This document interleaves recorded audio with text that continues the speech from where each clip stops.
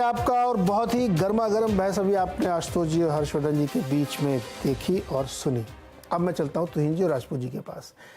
तो ये सवाल बार बार मतलब इसका चूंकि आपने एक बार लोकसभा अध्यक्ष की तरफ वो बॉल डाल दी, मैं आपकी व्यू जानना चाहता हूँ। आप भी तो एक इंडिविजुअल एंटिटी है ना, उनको इनवाइट करेंगे तो क्या दिक्कत है? वो इस गौरव वाले माहौल पे क्यों नहीं हो सकते? देखिए नीरज जी, सबसे पहले मैं आपको बताऊं, मैं आशुतोष जी की बातों को सुनकर बहुत दुखी हूं। अभी थोड़ी देर पहले उन्होंने कहा कि लाल कृष्ण, अगर मैं ठीक से सुना हूं, कई आवाजें आ रही थी उस वक्त कि लाल कृष्ण अडवाणी ने शिखंडी शब्द का प्रयोग किया। क्या यही कहा उन्होंने? यही कहा था आशुतोष जी आपने?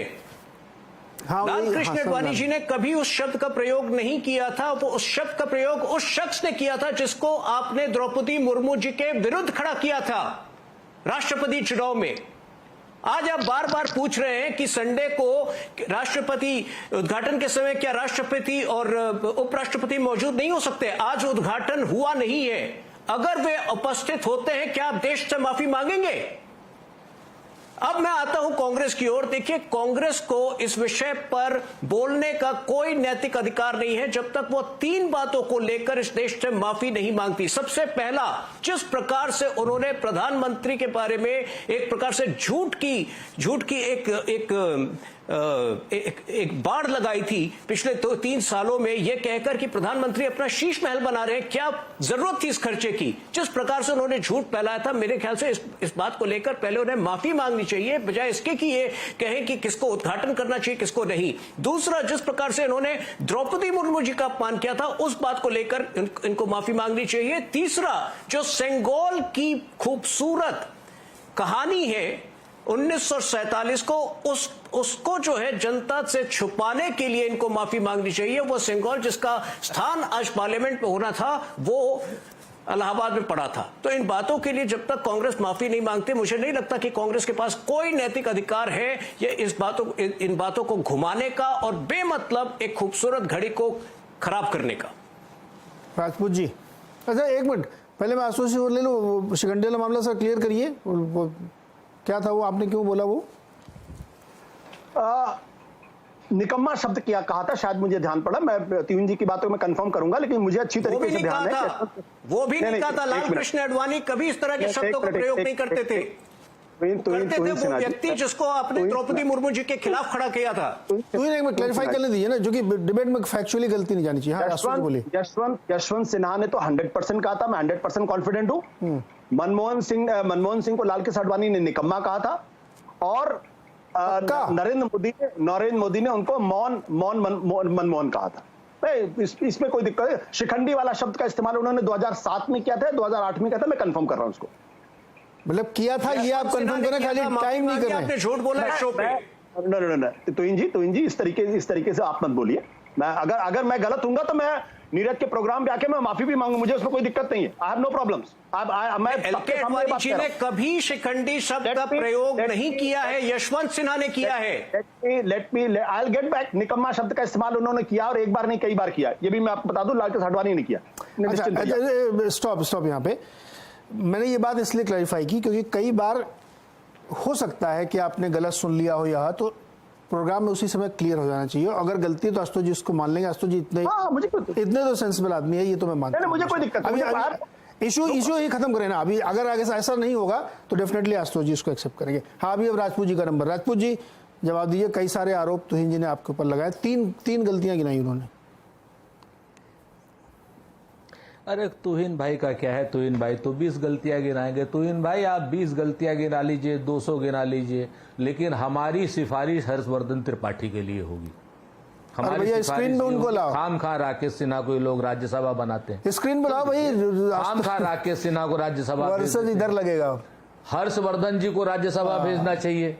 हर्षवर्धन जी को इतना बढ़िया ये बैटिंग करते हैं, बिल्कुल राम जेठमलानी हो रहे हैं। क्या नाम, एक हारा हुआ केस भी जिताने की पूरी कोशिश कर देते हैं हर्षवर्धन त्रिपाठी जी हमारे यहाँ के। हमें तो अच्छा लग रहा है ये, कम से कम इतना। नरेंद्र मोदी जी जो एकदम जन आकांक्षाओं पर, तो खैर वो चुनाव जो जीतते हैं, लेकिन बाकी आकांक्षाओं पर, देश की बेरोजगारी की, महंगाई की, बाकी चीजों की, चीन की, इसकी बिल्कुल खरे नहीं उतरते। लेकिन हर्षवर्धन जी ने ऐसा बढ़िया इनकी बैटिंग करी है। लोकसभा राज्यसभा हम भी विस्मृत हो गए कि हम इनकी सिफारिश करें कि उनकी, तो हम एक ही सिफारिश करते हैं कि भाई राकेश सिन्हा जी की जगह इनको भेजो। उनकी जगह क्या है, एडिशनल भेज दें। नंबर 2 अभी उनकी जगह क्यों भेजें, एक और बन जाए अलग से।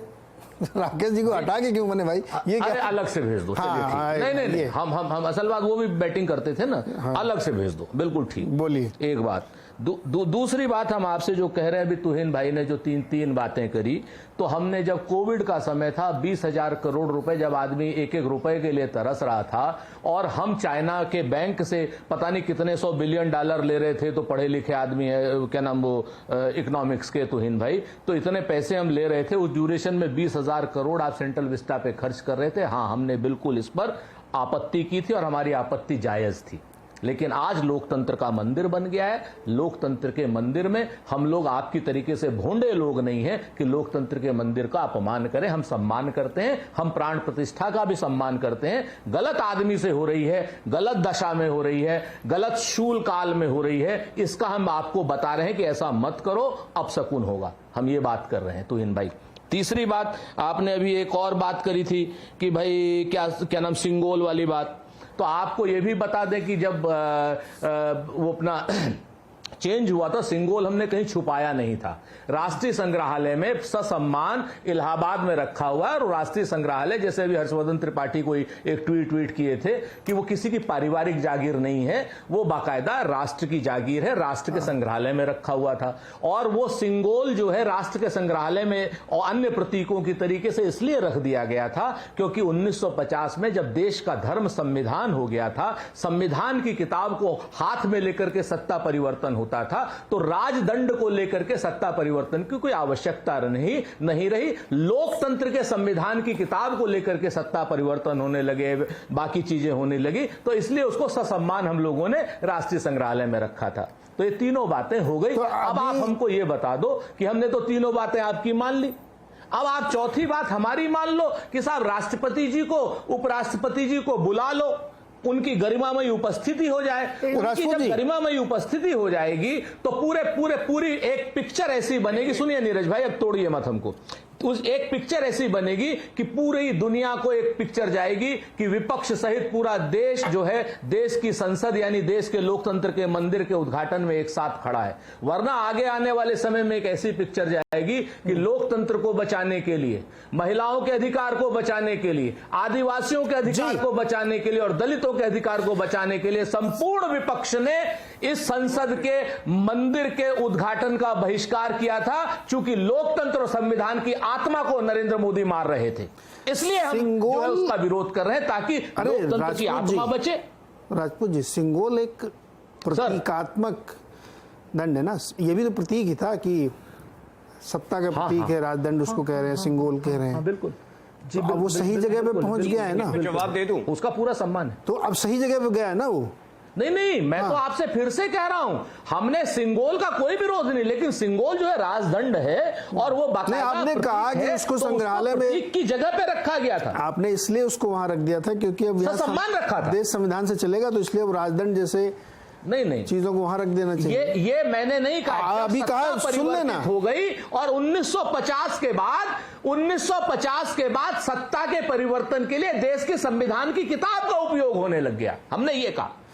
जी, तो इन कुछ जवाब दे रहे थे आप, उसके बाद मैं जाऊं उनके आशुतोष और हर्षवर्धन के पास। देखिए, सुरेंद्र जी ने अभी कुछ और कारण गिना दिए जिसकी वजह से वो नहीं आना चाह रहे हैं। मैं सिर्फ इतना कहना चाहता हूं उनको कि कभी तो उनके जीवन में उन्होंने देखा होगा, घर परिवार में, रिश्तेदारों में कोई शादी तय हो गई, कोई पूजन हो गया, उस समय जिस समय वो नहीं चाहते हो, तो क्या वो बॉयकॉट करते थे? इस देश को अपना घर समझिए, इस देश को अपना परिवार समझिए, और इस देश को जब आप अपना घर और परिवार समझेंगे तो इस तरह बॉयकॉट की बातें नहीं करेंगे। जो आपके रिजर्वेशंस हैं उसको आप निश्चित तौर पर डिस्कस करिए, हम आपके साथ डिस्कस करेंगे। तुहिन भाई रुकिए, देखिए, लेकिन बॉयकॉट की भाषा जो है इस क्षण में, इस ऐतिहासिक क्षण में शोभा नहीं। एक बात आपने अभी जो आशुतोष जी के जवाब में वो गुगली मारी है ना कि मान लो आ गए तो क्या आशुतोष जी, ये बहुत बड़ी बात आपने कही है, ये मैं अंडरलाइन कर रहा हूं अपने दर्शकों के लिए। नहीं, हाँ, नीरज भाई 5 सेकंड दे दीजिए प्लीज। 5 सेकंड ले लो, अच्छा ले लो। हाँ बस दो बातें। पहली बात, राष्ट्रपति जी आएंगे तो हम सब लोग तुरंत आएंगे। हम बहुत आशुतोष जी से पूछने की आवश्यकता नहीं, हम कह रहे हैं कि हम तुरंत आएंगे, बाजे के साथ आएंगे, ढोल ताशे के साथ आएंगे। ठीक। दूसरी बात मैं आपको बता दूं, एक हर्षवर्धन जी ने बड़ा इंपॉर्टेंट इश्यू उठाया था कि वो गुलामी की प्रतीक संसद थी। हर्षवर्धन जी, अंग्रेजों के नाना के यहां से पैसा नहीं आया था, हिंदुस्तान का पैसा था जो अंग्रेजों ने लूटा था। हिंदुस्तान के श्रमिक थे और हिंदुस्तान की कार्यकर्ता। अरे सर सुनो ना, और हिंदुस्तान ये सब बातें हैं। किसी के बाप की संसद नहीं थी, ना लॉर्ड इरविन की थी, ये वाली भी नहीं है, थी ना किसी की। वो संसद हमारी थी। और ये राजपूत जी, गुलामी के प्रतीक की आप बात करते हैं, ये वाली संसद भी जिस वक्त अंग्रेजों से लड़ने की बात हो रही थी उस वक्त। अरे राजपूत जी सुनो ना, ये वाली संसद भी ना सबकी है, हमारी भी। आपका नंबर लग गया, कभी आप लोकसभा चुनाव जीत गए तो आप भी जाएंगे। मुझे अगर कभी, जैसे आपने हर्षवर्धन को कहा, वैसे मेरा कभी टिकट लग गया तो मैं भी जाऊंगा ना। सबकी है ये। सुनिए ना, अब बीच में मत बोलो सर, अभी बोलो तो हर्षवर्धन भाई भी जाएंगे। अरे आशुतोष जी का आपने नाम नहीं लिया, आशुतोष जी गुस्सा में बैठे, इसीलिए क्या आपने हर्षवर्धन को भेज दिया, आशुतोष जी को भेज दिया? नहीं, आशुतोष भाई को तो सब लोग भेजेंगे, वो तो निर्विरोध जाएगा। हर्षवर्धन अरे तो भैया नाम तो लेना चाहिए आपको। अच्छा लाइटर नोट पे करें, जैसे ये तोहिन कह रहे थे, शादियों में अक्सर फूफा जी नाराज हो जाते हैं। मारो नीरज भाई, अलग नहीं होना पानी। आप रोज लाठी मार मार के दिन में 500 बार अलग कर रहे हो और हमको बता रहे हो अलग मत करो। शादियों में फूफा नाराज हो जाते हैं, उसके बाद मनौनी चरौनी चलती रहती है, फिर मान भी जाते हैं हल्के से। हर्षवर्धन जी बताओ, जी से पूछो ये इतनी बढ़िया बैटिंग क्यों करते हैं भाजपा के लिए, क्या दिया भाजपा ने इनको? अरे भैया ये सवाल फिर मैं आशुतोष जी से पूछूं, उनको कांग्रेस ने क्या, आपने दिया क्या कुछ उनको? नहीं दिया ना, दिया कुछ? आशुतोष जी कुछ मिला क्या? आशुतोष जी कांग्रेस के पक्ष में नहीं है, आशुतोष जी संविधान के पक्ष की बात करते हैं, हमारे विरोध में बात करते हैं। अरे सुनिए, किसान कानून पे तो मैं तो मोदी जी के साथ था, मुझे मोदी जी ने क्या दिया? वही तो, यही तो बात है कि किसी को कुछ मिल थोड़ी रहा है, अपनी इच्छा से लोग करें। हर्षवर्धन जी बताइए, आप अपनी इच्छा से करें। नीरज जी देखिए, सुरेंद्र राजपूत जी मित्र हैं और शुभचिंतक हैं, लेकिन हमको लग रहा है कि ये जानबूझ के कुछ खेला करना चाह रहे हैं। पहली बात तो मैं इनको शुभकामनाएं दूंगा। मैं पत्रकार हूं और फिलहाल कोई मंशा नहीं। जिस दिन राजनीति की मंशा होगी उस दिन बिल्कुल करूंगा और जम के राजनीति करूंगा। तब सुरेंद्र जी के साथ रहूंगा तो भी इनको मुकाबला दूंगा, सामने रहूंगा तो भी दूंगा। सुरेंद्र जी को जरूर शुभकामनाएं। देखिए इन्होंने जो अभी एक लाइन कही, और मैं बड़ी गंभीरता से कह रहा हूं, सभा में मैंने लोकसभा की बात नहीं करी। नहीं सुनिए तो मैं बड़ी गंभीरता से एक बात कह रहा हूं। देखिए यही कांग्रेस गड़बड़ा गई है। इन्होंने अभी मेरी बात पर एक बात कही और बहुत दमदारी से कहा कि गुलामी का प्रतीक नहीं है, हमारा खून पसीना लगा। अरे आप यही तो गड़बड़ा गए ना कांग्रेस, जब कहती है कि सब तो मुगल देके गए, अंग्रेज देके गए। अब आप लोग अगर ऐसे दमदारी से बोले तो लोगों को थोड़ा लगे कि वही वाली कांग्रेस है। जब आप सब कुछ एक ही परिवार के इर्द गिर्द बताने लगते हैं कि और किसी ने देश में कुछ किया नहीं, तब गड़बड़ होता है। कांग्रेस एक समय में, जब मोहम्मद अली जिन्ना थे तो कांग्रेस को हिंदूवादी पार्टी कहा जाता था 37 तक। 37 के बाद मामला गड़बड़ाया है। तो आप जरा समीक्षा कीजिए, व्यवहार कहां गड़बड़ हो गया और अभी भी कहां गड़बड़ कर रहे हो, उसको दुरुस्त कीजिए। ओके, समय एकदम समाप्त हो रहा है, मुझे शो खत्म करना। आशुतोष जी आप चाहें तो 10 सेकंड ले सकते हैं, वरना मैं एक छोटा सवाल पूछूंगा राजपूत जी से, उसके बाद खत्म करूंगा। 10 सेकंड आपके पास, कुछ बोलना है आपको? नहीं, मैं तो अभी भी कह रहा हूं कि तो इनको ये बताना चाहिए कि भाई राष्ट्रपति महोदय को क्यों नहीं बुला रहे। बस मेरा इतना ही छोटा सवाल। अब सर वो ना, अब आप वो 28 की सुबह देखिएगा 7:30 बजे, अब उसका जवाब 28 सुबह हम लोग देखेंगे। राजपूत जी एक छोटा जवाब, अच्छा ये जब ये हो जाएगा 28 के बाद, उसका जब पहला सत्र लगेगा तो जाएंगे ना आप लोग? मतलब कांग्रेस और सारे विपक्षी दल, ऐसा तो नहीं कि नहीं जाएंगे, तब भी नहीं जाएंगे। लोकतंत्र का मंदिर है, लोकतंत्र का मंदिर है, किसी की बपौती नहीं है। हम उद्घाटन समारोह का क्या नाम बहिष्कार सिर्फ इसलिए कर रहे हैं कि वहां दलित, महिला और आदिवासी के नहीं, मैं तो इसलिए पूछ रहा था कि ललन सिंह जो, अरे सुनो महाराज, आत्मा को कुछ हो गया जवाब हो गया आपका। ललन सिंह जो आजकल आपके बहुत घनिष्ठ मित्र हैं, वो ये कह रहे हैं कि इस बिल्डिंग का तो मैं कुछ और इस्तेमाल करूंगा अगर गैर कांग्रेसी सरकार, गैर बीजेपी सरकार बनी तो। इसलिए मैंने पूछा, हो सकता है आप लोगों का भी इरादा हो कुछ और करने का। लल्लन सिंह क्या कह रहे हैं, लल्लन सिंह से जवाब लीजिए। अरे आप सहयोगी हैं, आपको कुछ तो ख्याल रखना चाहिए। लल्लन सिंह जी से जवाब दीजिए। चलिए खैर, ललन सिंह अपना जवाब देंगे। फिलहाल एक छोटा सा ब्रेक लेता हूं यहाँ पे, आप लोगों से इजाजत लेते हुए। आवाज देखते रहिएगा और 28 तारीख को जुड़िएगा, सुबह 7:30 बजे से भव्य कवरेज हम लोग करेंगे उस बहुत ही शानदार बेहतरीन इमारत का, उद्घाटन हो रहा है जिसका नाम संसद है, और जो भारत की नई संसद बनी है वो वाकई इंजीनियरिंग मार्वल है। ज़रूर देखिएगा। छोटा सा ब्रेक।